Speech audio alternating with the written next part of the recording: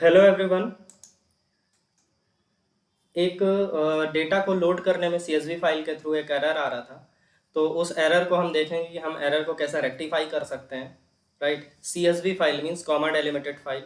तो सबसे पहले तो हम अपना माइस्क्यूएल एडिटर ओपन कर लेते हैं। माइस्क्यूएल, तो हमें क्या करना है, राइट क्लिक करके स्टार्ट बटन से जब हम कमांड प्रॉम्प्ट में जाते हैं तो राइट क्लिक करके हमें रन एज एडमिनिस्ट्रेटर में रन करेंगे, ताकि हम माइस्क्यूएल से इसको कनेक्ट कर सकें।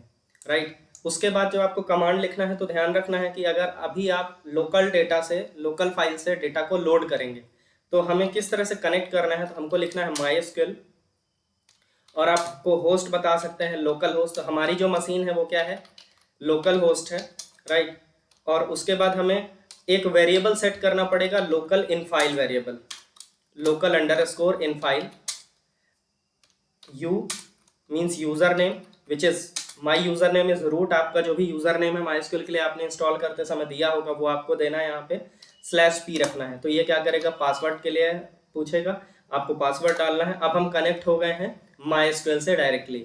राइट, तो अभी हम सबसे पहले तो एक डेटाबेस क्रिएट कर लेते हैं यहाँ पे। तो डेटाबेस क्रिएट करने के लिए आपको कमांड क्या लिखना पड़ेगा, डेटाबेस क्रिएट करने के लिए हमको लिखना पड़ेगा क्रिएट डेटाबेस।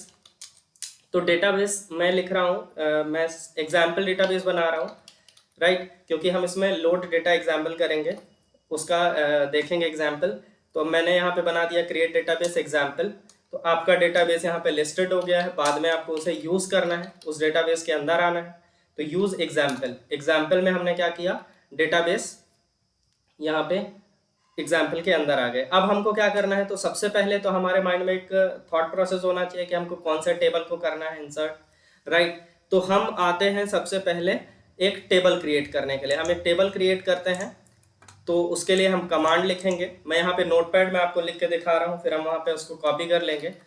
तो हम यहाँ पे create table load data example, load CSV file, load CSV example, ये मैंने एक फाइल बना दी है, एक टेबल बना रहा हूँ मैं कमांड के थ्रू। राइट, इसमें हम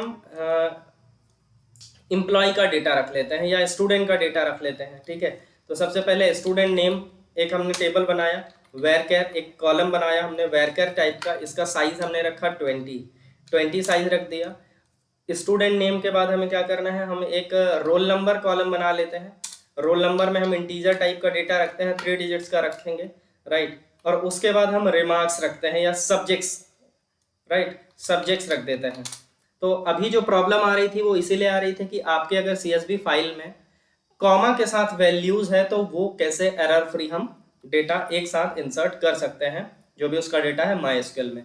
तो यहाँ पे हम सब्जेक्ट्स रखते हैं, वेरकेर रख देते हैं हम यहाँ पे 255 साइज का। राइट, 255 साइज का आपको सेमीकोलन से सेपरेट करना पड़ेगा। कमांड्स को कॉपी करते हैं, यहाँ पे रन करते हैं, तो ये आपका टेबल क्रिएट हो गया। राइट, डिस्क्राइब करके देख लेते हैं। हालांकि हमने बनाया है तो हमें तो याद है अभी। तो डिस्क्राइब CSV, डिस्क्राइब कमांड का आप यूज कर सकते हो अपने डेटा को देखने के लिए, अपने डेटा का टेबल का स्ट्रक्चर देखने के लिए। तो स्टूडेंट नेम है, रोल नंबर है एंड सब्जेक्ट है। तो अभी सबसे पहले हम कहाँ जाते हैं, वापस से हम एक्सेल में आ जाते हैं। अब यहाँ पे हम कुछ डेटा इंसर्ट करेंगे। राइट, यहाँ से हम कुछ डेटा इंसर्ट करते हैं।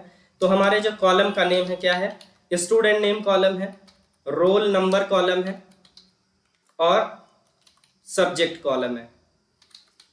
सब्जेक्ट कॉलम हो गया। तो अभी रोल नंबर हम रख लेते हैं यहाँ पे, जैसे 101 से 102, कुछ 4-5 स्टूडेंट्स का डेटा हम यहाँ पे इंसर्ट कर लेते हैं। राइट, सपोज 10 स्टूडेंट्स का डेटा हमने यहाँ पे स्टोर कर लिया। अभी हमको क्या करना है, अब स्टूडेंट का नाम यहाँ पे लिखना है। तो जैसे हमने लिखा, सबसे पहले हमने लिख दिया राम। ठीक है, इसका ऑप्शन सब्जेक्ट क्या है, मैथ्स कॉमा CS। तो ये यहाँ पे जो हम कॉमा स्पेसिफाई कर रहे हैं, इसे ही हमको सेपरेट फील्ड में नहीं जाने देना है, सेम फील्ड में रखना है। राइट, तो ये हम देखेंगे। तो यहाँ हमने मैथ्स CS लिख दिया। उसके बाद हम एक दूसरा डेटा लिख देते हैं, जैसे हम लिखते हैं अनुराग। अनुराग के लिए हमने क्या लिखा, अनुराग भी maths CS, maths and P कर देते हैं। अनुराग के लिए सब्जेक्ट चेंज कर देते हैं, P। विभोर बायो CS, श्रुति कॉमर्स CS अनुज्ञा, कॉमर्स CS मोहित, बायो हिंदी, राइट। तो डिफरेंट टाइप के सब्जेक्ट्स हम यहाँ पे स्टूडेंट्स के लिए क्रिएट कर रहे हैं। एक दो नाम और रख लेते हैं। जैसे हम रख लेते हैं यहाँ पे राकेश के भी रख लेते हैं हम मैथ्स CS, और राकेश के बाद हम एक नया नाम रख लेते हैं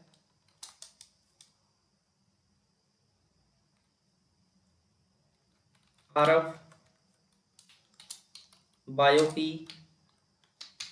फिजिकल एजुकेशन, और हम रखते हैं Ankit math CS, right. Chanakya bio P। तो ये हमने कुछ डेटा इंसर्ट कर दिया है। जब हम इसको सेव करेंगे तो हम इसको कॉमा सेपरेटेड डेलिमिटेड फाइल में सेव एज करते हैं। यहाँ पे मैं MySQL के अंदर अपने D ड्राइव के फोल्डर के अंदर यहाँ पे इसको रख रहा हूँ। स्टूडेंट ST डेटा नाम का मैंने रख दिया है, स्टूडेंट डेटा, और आपको सेव एज करना है तो हम CSV MS DOS में भी कर सकते हैं, कॉमा डेलिमिटेड में कर सकते हैं, नो इशू। MS DOS में करते हैं और इसको हम सेव कर देते हैं फाइल को वापस। ये हमारी हो गई file.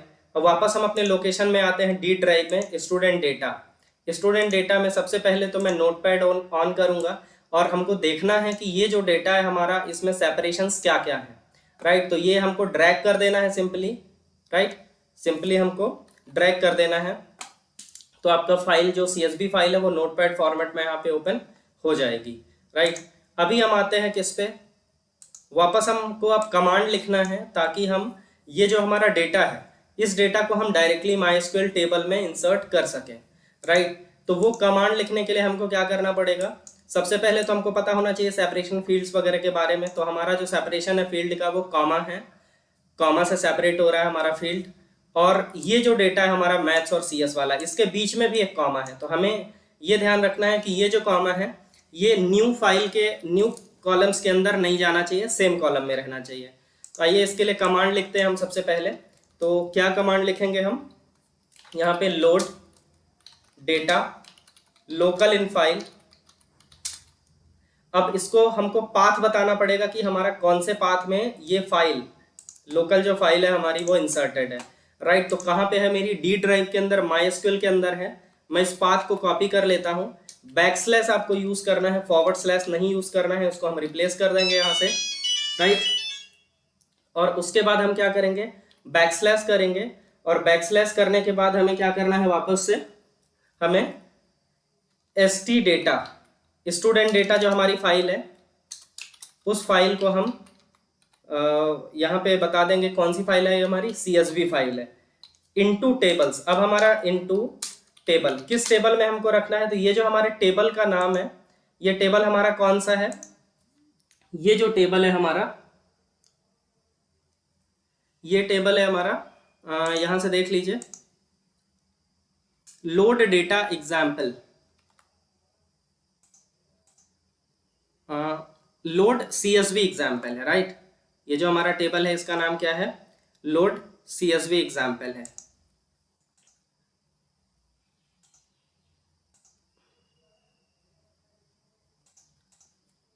Into table load CSV example, right. इसमें हमने लिखा। अब हमको बताना पड़ेगा कि जो हमारा फील्ड्स है, फील्ड्स टर्मिनेटेड बाई, फील्ड किससे टर्मिनेटेड है हमारा, फील्ड्स टर्मिनेटेड है हमारा कॉमा से, राइट। कॉमा से अगर हमारा फील्ड टर्मिनेटेड है, हम यहाँ पे क्या करेंगे, हमने बता दिया, जैसे राम कॉमा 101 कॉमा मैथ्स, तो मैथ्स और CS तो एक साथ है, राइट। तो हमको क्या करना पड़ेगा, जो मैथ CS है हमारा, इसको हमको बताना पड़ेगा कि optionally enclosed by double quotes. Double quotes के अंदर जो भी कॉमा है उसको आपको एज अ सेपरेटर यूज नहीं करना है। ये हमको किसको बताना पड़ेगा, MySQL को बताना पड़ेगा। ऑप्शनली इनक्लोज्ड बाई, बताना पड़ेगा कि ये जो डबल कोट्स के अंदर आपका डेटा है ये आपका सेपरेशन है, राइट। अब हमको बताना पड़ेगा लाइंस टर्मिनेटेड बाई। तो देखिए लाइंस टर्मिनेटेड बाई जब हम बताते हैं तो हम विंडोज प्लेटफॉर्म यूज कर रहे हैं, तो हमको जो न्यू लाइन है वो किसके थ्रू बताना पड़ेगा, /r के थ्रू भी बताना पड़ेगा। ये जो /r है ये है कैरेज रिटर्न, राइट। जब हम विंडोज प्लेटफॉर्म का यूज करते हैं तो हमको ये कैरेज रिटर्न का भी यूज करना पड़ता है।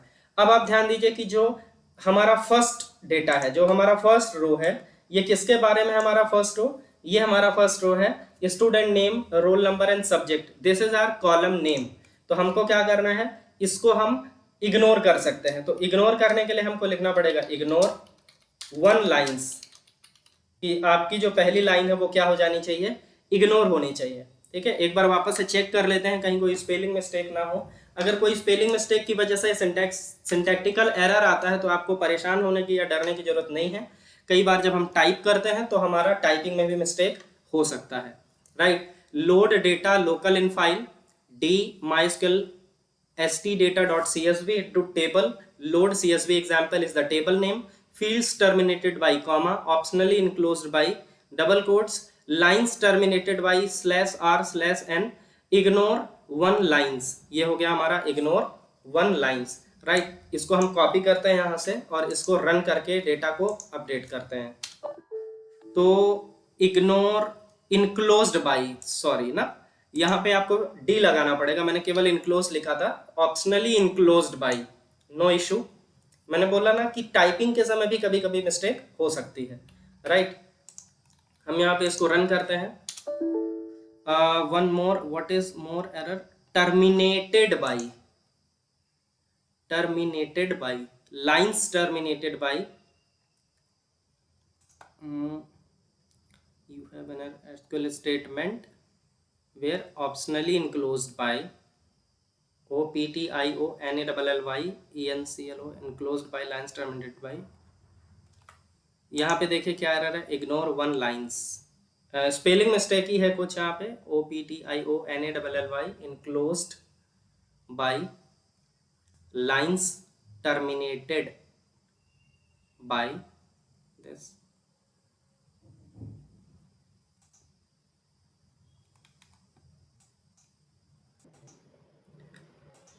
तो देखिए यहाँ पे जो एरर है वो है टर्मिनेट, यहाँ पे टर्मिनेटेड होगा, है ना। कमांड्स थोड़ा सा लिखने में, टाइपिंग में 1-2 वर्ड्स छूट जाते हैं, नो इशू। तो अभी हम क्या करेंगे, अभी हम इस कमांड को वापस एक बार देखते हैं कि load data local in file, आपका सोर्स जहाँ पे भी आपकी फाइल स्टोर है, इनटू टेबल्स, इनटू टेबल, कौन से टेबल में, लोड CSV एग्जाम्पल में, fields terminated by, double quotes के अंदर आपको बताना है comma, optionally enclosed by, double quotes के अंदर आपको बताना है कि डबल कोट्स के अंदर जो फाइल लिखी हुई है, राइट। जैसे ये हमारा जो डेटा है ये डबल कोट्स के अंदर है, कॉमा सेपरेटेड है, तो ये अलग फील्ड नहीं है, तो बताना है optionally enclosed by. And lines terminated by carriage return के साथ बताना है, इग्नोर 1 लाइन्स। इस कमांड को हम वापस से रन करते हैं, राइट। तो ड्रॉप,